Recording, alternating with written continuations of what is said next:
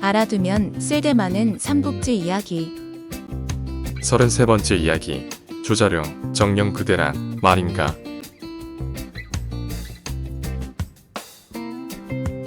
관우 일행은 주창과 함께 길을 떠난 후 오래지 않아 연암 땅에 도착했습니다. 장군님, 이 사냥꾼이 저 성에 대해서 알고 있는 것 같아 데리고 왔습니다. 저 성은 누구의 것인가?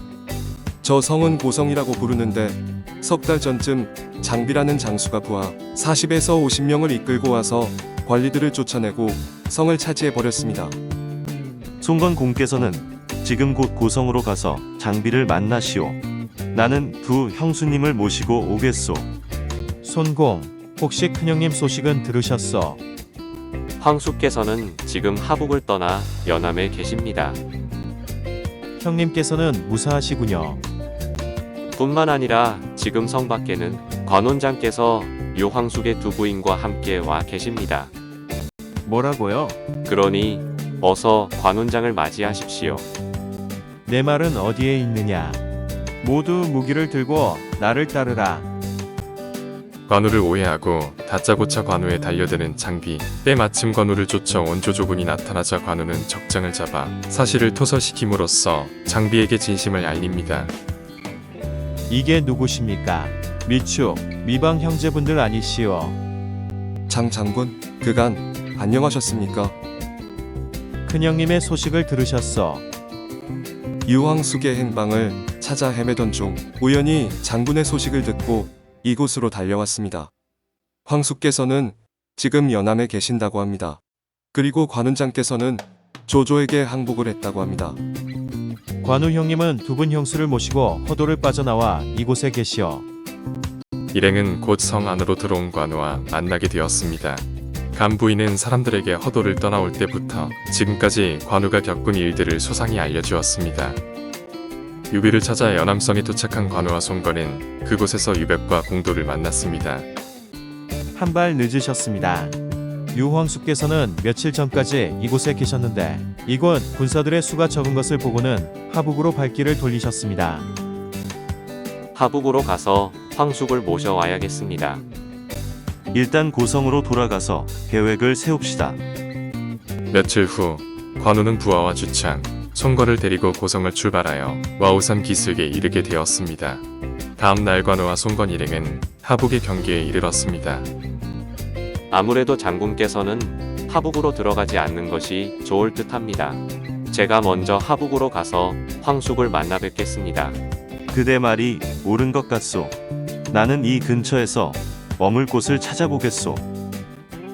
송건을 떠나보낸 관우는 부하들과 함께 관정이라는 부잣집을 찾아가 하룻밤 머물기를 정했습니다. 관우 일행은 관정의 집에 묵으면서 송건의 소식을 기다렸습니다.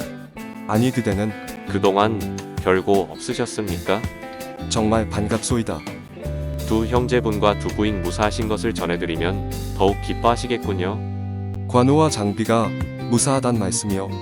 이럴 줄 알았으면 갑자기 호랑이 굴이나 다름없는 기집 땅으로 돌아온 일이 후회가 되어 그런 것이오. 원소의 품에서 빠져나갈 수 있는 방법이 반드시 있을 것입니다. 간홍의 힘을 빌리는 것이 어떻겠소? 그는 원소에게도 신임을 얻고 있다 하니 그게 좋을 듯 싶습니다. 간홍은 유비와 같은 고향 사람으로 유비를 존경하여 기주까지 따라온 사람이었습니다. 간홍은 유비에게 기주를 빠져나갈 수 있는 훌륭한 계책을 알려주었습니다. 조조와의 싸움이 길어질 듯 싶으니 아무래도 유표를 끌어들여 도움을 받는 것이 좋을 듯 싶습니다. 전에도 동맹을 맺기 위해 사자를 보냈지만 유표가 거절하지 않았소. 유표와 저는 한실의 종친입니다. 제가 설득하면 거절하지 못할 것입니다. 그렇게만 된다면 더 바랄 것이 없지요. 어서 형주로 출발하시오.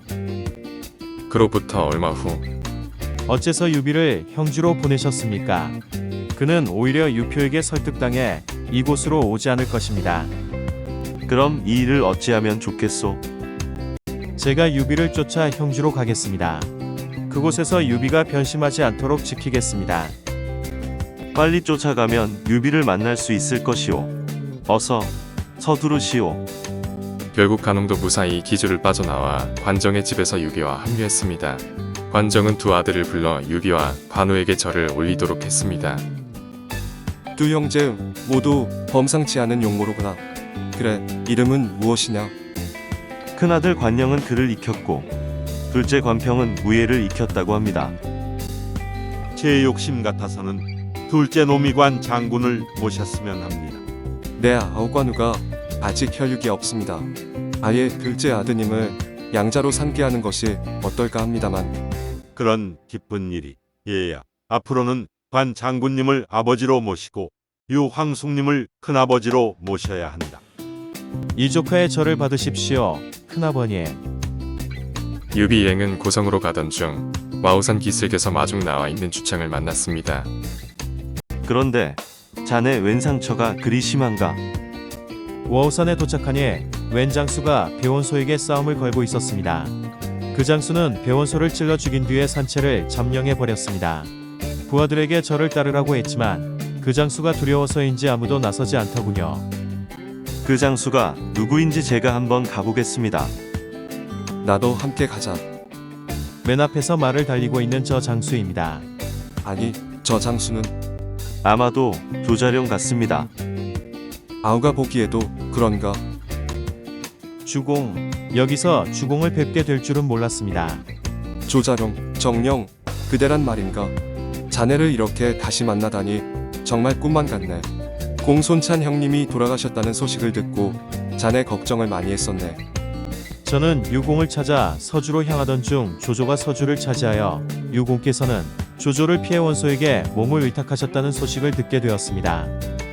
그럼 하북으로 날 찾아왔으면 됐을 것을. 저는 공손찬 장군이 돌아가신 후 자기의 휘하로 오라는 원소의 청을 거절한 적이 있어서 하북으로는 갈 수가 없었습니다. 자네를 처음 보았을 때부터 곁에 두고 싶었지만 이미 공손찬 형님의 사람이라 어쩔 수가 없었네. 이제라도 이렇게 만나게 되니 정말 반갑기 그지없네. 이제 이렇게 뵙고 주인으로 모시게 되어 죽어도 여한이 없습니다. 조자룡은 이렇게 해서 수하들을 이끌고 유비의 뒤를 따랐습니다. 거느리는 군사는 적었지만 조자룡과 관우 두 맹장이 유비를 호위하자 유비의 행렬은 당당하기 그지없었습니다. 유비가 고성에 들어서자 성 안의 병사들은 두 줄로 늘어서 열렬히 환영했습니다. 유비는 이들을 지나 두 부인의 거처로 향했습니다. 유비 삼형제는 다시 만난 것을 축하하기 위해 잔치를 벌이고 군사들에게 술과 고기를 내렸습니다. 소식을 들은 연암의 유벽과 공도도 달려와 축하해주니 며칠 동안 고성에는 웃음소리가 떠나질 않았습니다. 유공께 연함을 바치고 싶습니다. 그곳에서 후일을 도모하시는 것이 어떻겠습니까? 부족한 저에게 그렇게까지 고맙소이다. 이 은혜는 잊지 않겠소. 유비는 유벽의 호의를 받아들여 연암으로 근거지를 옮겨가 세력을 키우기 시작했습니다. 주창은 원래 강호의 호걸이었는데 관우가 두 형수를 보호하며 유비에게 돌아가는 길에 관우의 부하로 들어왔습니다. 주창은 몸집이 크고 힘이 장사라 관우에게 큰 힘이 되었는데 형조를 동호에게 빼앗긴 뒤에 관우를 수행하여 맥성으로 달아났습니다. 그리고 왕보와 함께 맥성을 지키면서 관우 부자가 포위를 뚫고 나갈 수 있도록 엄호하였습니다. 하지만 관우가 사로잡혀 죽게 되자 주창은 투항할 것을 권하는 오나라에 기대를 뿌리치고 스스로 목을 베었습니다. 관평은 관우의 양아들로 평생 동안 관우를 따라다녔습니다. 관우가 관성에 있을 때 관평을 양아들로 맞았는데 그 후 관평은 유비의 양아들 유봉과 함께 많은 공을 세웠습니다. 관평은 관우와 함께 맥성을 지키며 오나라의 대군을 맞아 싸우다가 영웅의 계략에 말려들어 붙잡혔고 그 후 두 사람은 219년 12월에 함께 참수를 당합니다. 그러나 관평이 관우의 양아들이라는 기록은 정사 삼국지에는 나와 있지 않습니다. 34번째 이야기. 너는 올 내 백성들의 마음을 미혹시키고 있느냐로 이어집니다.